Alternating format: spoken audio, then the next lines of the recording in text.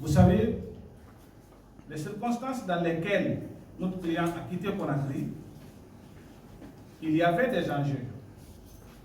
L'enjeu sécuritaire et aussi sa survie. Il lui revenait de prendre des décisions.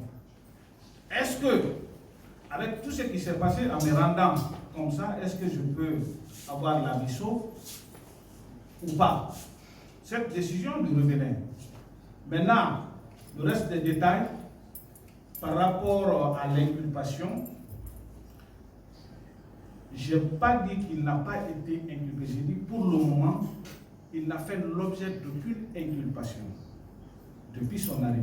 Je pèse bien mes mots et je pense que je suis mieux placé pour le dire. Il n'a fait l'objet d'aucune inculpation. Vous avez parlé que quand il a été ramené à son village, du village, il est parti au Libéria.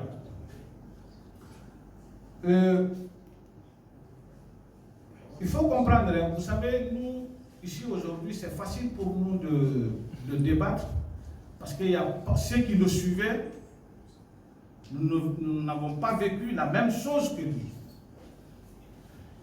Lui, il est parti au Libéria parce que il s'est dit être malade, se soigner et se rendre.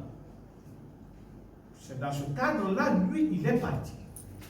Se soigner et revenir. Et vous avez dit tout à l'heure qu'il a été arrêté en compagnie d'un de ses amis. C'est celui qui l'hébergeait. Ce n'est pas son ami. C'est un bienfaiteur pour lui. Et il faut aussi rappeler devant ces différents médias que M. Claude Puvis n'a pas été condamné par contumace. La condamnation à l'égard de M. Puvis est une condamnation contradictoirement rendue. Parce que dans le procès, il avait été entendu. Et ce qui fait que la décision rendue, c'est une décision contradictoire.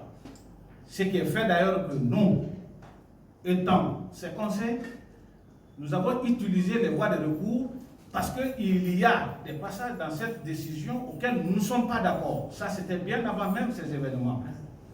Donc, pour ça, je pense que devant le juge du second degré, nos moyens seront développés à ce niveau. Parce que ce n'est pas le lieu d'organiser ce débat.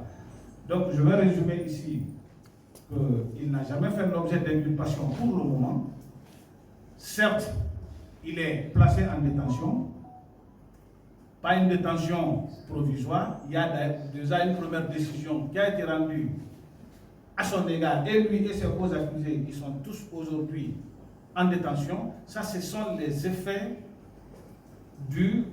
c'est-à-dire de le texte de loi. Sinon, il faut savoir que l'appel contre une décision de ce genre, l'appel est suspensif.